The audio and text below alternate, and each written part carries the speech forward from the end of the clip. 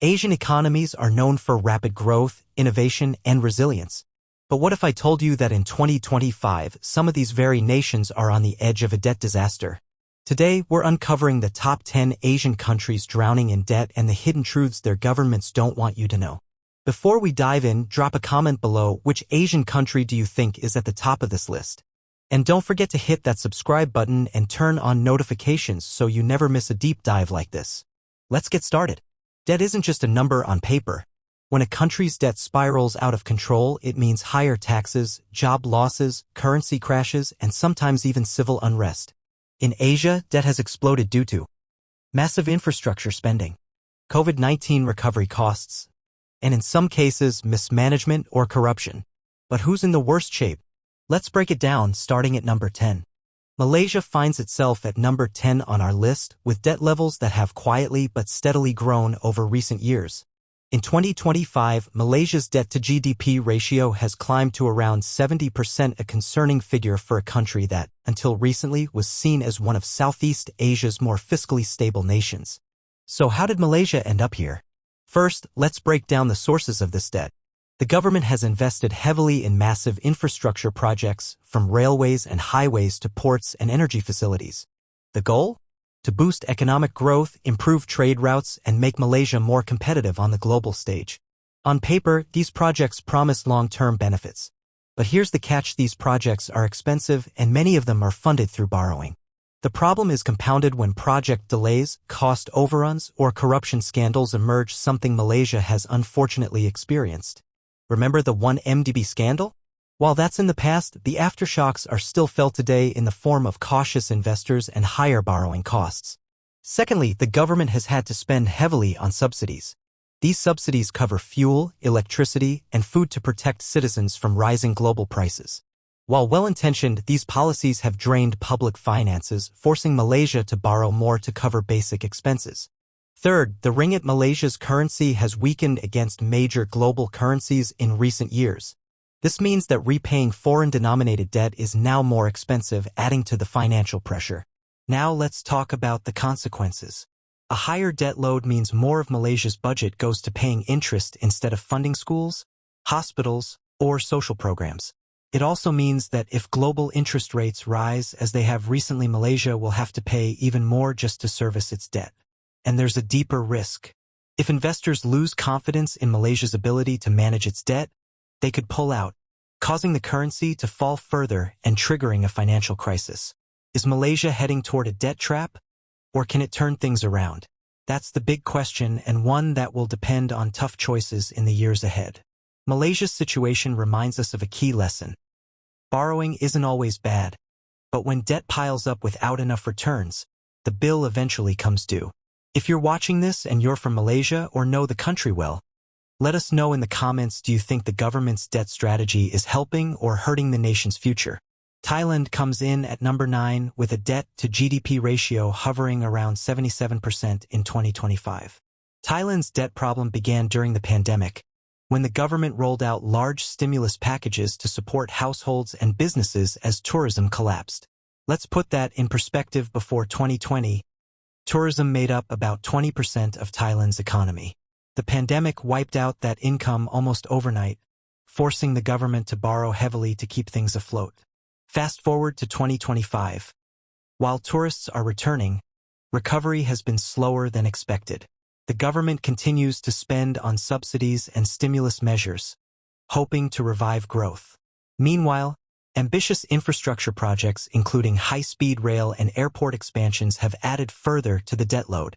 The Thai baht has also seen periods of weakness, making external debt harder to service. The result? Thailand is stuck in a cycle where it borrows to prop up the economy, but that borrowing is itself becoming a burden. The worry now is that as global interest rates rise, Thailand will find it harder and costlier to refinance its debt. And if another shock hits, like political unrest or another tourism slump, the country could face a serious fiscal crisis. So here's the big question. Is Thailand using debt to build a stronger future? Or is it simply postponing economic pain? Let us know your thoughts in the comments. At number 8, we have Pakistan. Pakistan's debt situation is dire. In 2025, debt has surged beyond 85% of GDP. This figure tells only part of the story because Pakistan's real struggle is not just the amount of debt but the conditions attached to it.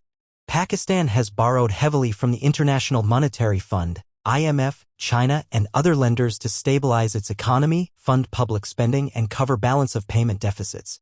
But these loans come with strict conditions: subsidy cuts, tax increases, and currency devaluation. On top of that, Pakistan spends a large portion of its budget on defense, which further limits its ability to invest in infrastructure, health, or education. Energy shortages, inflation, and political instability make the problem worse. The Pakistani rupee has lost significant value, which makes repaying foreign debt more expensive. Every time the currency weakens, the cost of servicing external debt rises, creating a vicious cycle. Many experts argue that Pakistan needs deep structural reforms, better tax collection, energy sector reform, and cuts to wasteful spending, or it risks falling into a permanent debt trap. Do you think Pakistan can break this cycle, or is it heading toward default? Share your view below. At number 7, we have Sri Lanka. Sri Lanka's debt crisis is well known after the events of 2022, but in 2025, the country is still struggling to recover. Sri Lanka's debt remains high, nearly 90% of GDP, despite ongoing restructuring efforts. The core of the problem lies in years of borrowing for infrastructure projects that didn't deliver enough economic return. From empty ports to underused airports, the country is filled with costly white elephants. Meanwhile, Sri Lanka's foreign reserves have been slow to recover. The government is still negotiating with creditors while trying to rebuild trust with international markets. Inflation remains high, and ordinary citizens are bearing the brunt through higher taxes, fewer subsidies, and rising living costs. The Sri Lankan story is a powerful warning. When debt is taken on without a solid plan for repayment, the consequences can be severe and long-lasting. Is Sri Lanka a cautionary tale for other Asian nations chasing rapid development through borrowing? Let us know what you think in the comments. At number 6, we have India. India's debt has climbed to around 89% of GDP in 2025. For the world's most populous country, that number represents trillions of dollars in obligations. What's driving this debt? The government's massive spending on infrastructure, highways, railways, and digital networks is part of an ambitious plan to transform the nation into a global economic power. In addition, India has expanded welfare programs to address poverty and inequality, which means higher recurring costs. The argument in favor of this borrowing is that it lays the groundwork for future growth. But the risk is that if growth slows, India will struggle to repay what it owes without raising taxes or cutting essential services. There are also challenges with the Indian rupee's performance, which has made external borrowing riskier. And as global interest rates rise, India faces the added burden of more expensive debt servicing. Is India striking the right balance between development and debt, or is it building up trouble for the future? Comment below with your take. At number 5, we have Indonesia. Indonesia's debt reached about 91% of GDP in 2025, driven by heavy investment in infrastructure and an ambitious plan to move the capital from Jakarta to Nusantara.